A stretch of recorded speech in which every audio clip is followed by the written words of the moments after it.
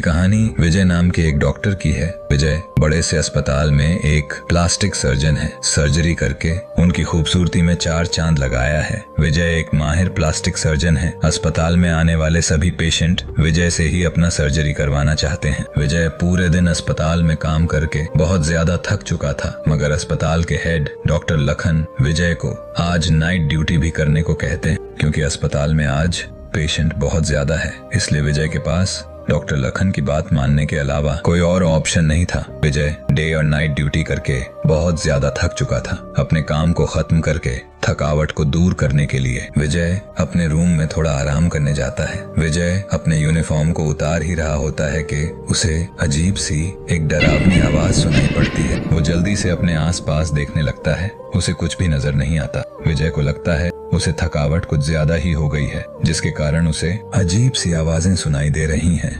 विजय अपने बेड पे बैठता ही है कि उसे फिर से वही आवाजें सुनाई देने लगी। विजय जल्दी से अपने रूम से बाहर निकलकर अस्पताल के हॉल को चेक करता है। वहाँ कोई भी नहीं था।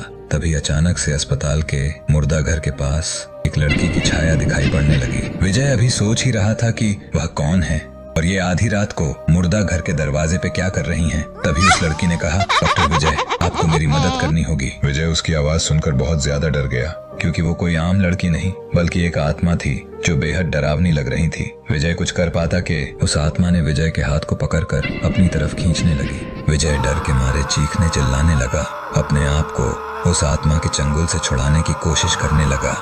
काफी देर तक कड़ी मशक्कत करने के बाद विजय अपने आप को उस आत्मा से छुड़ा पाया। वह भागता हुआ अपने कमरे में पहुंचा, इससे पहले कि विजय सही से सांस ले पाता। तभी कमरे का दरवाजा खुद ब खुद बंद हो गया और वो आत्मा विजय के सामने आकर खड़ी हो गई। विजय उसे अपने सामने खड़े देखकर बहुत ज्यादा डर गया। थर थर कांपने लगा और लड़खड़ाते हुए कुर्सी पे गिर पड़ा। आत्मा अचानक से रोने लगी। अपने हाथों से चलकर दीवार पे चढ़ गई। ये दृश्य बहुत ज्यादा डरावना था।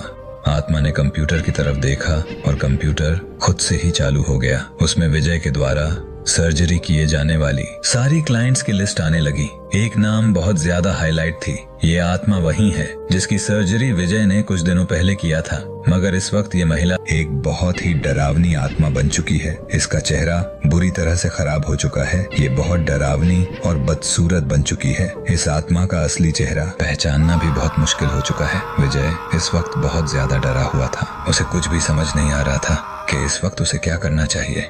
तभी आत्मा कहती है, प्लीज मेरी मदद करो, मेरे चेहरे को फिर से खूबसूरत बना दो, मैं तुम्हें कभी परेशान नहीं करूंगी। इतना कहते ही आत्मा गायब हो जाती है। विजय जल्दी से मुर्दा घर के केयर टेकर से मिलता है और इस महिला के बारे में पूछताछ करता है। केयर टेकर बताता है कि इस महिला का कुछ दिन पहले ही कार दुर्घटना में मृत्यु हो गई। कार दुर्घटना में उसका चेहरा बुरी तरह से खराब हो गया, जिसके कारण ये कौन है उसका पहचान अभी तक नहीं हो पाया है। केयर टेकर की बात सुनने के बाद विजय को उस आत्मा की पूरी बात समझ आ गई। उस आत्मा ने अपनी मृत्यु से पहले विजय से ही प्लास्टिक सर्जरी करवाई थी। उसकी कार दुर्घटना में मृत्यु हो गई और उसका चेहरा बुरी तरह से बर्बाद हो गया, जिसके कारण उसकी फैमिली भी उसे पहचान नहीं सकी। उसके शरीर का अंतिम संस्कार नहीं हो सका, जिसके कारण वो अभी भी भटक रही है। विजय सारी बातें समझ चुका था। उस आत्मा के बॉडी को विजय अस्पताल लाता है और उसके चेहरे की प्लास्टिक सर्जरी करता है। विजय पहली बार किसी लाश की सर्जरी कर रहा था। विजय बहुत डरा हुआ है, मगर वो उस आत्मा की मदद भी करना चाहता है।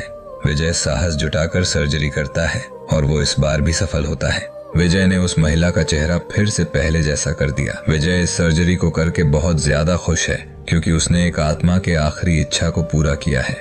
विजय प्रार्थना करता है कि अब वो आत्मा उसे दोबारा नजर नहीं आए, उसकी आत्मा को शांति मिल जाए।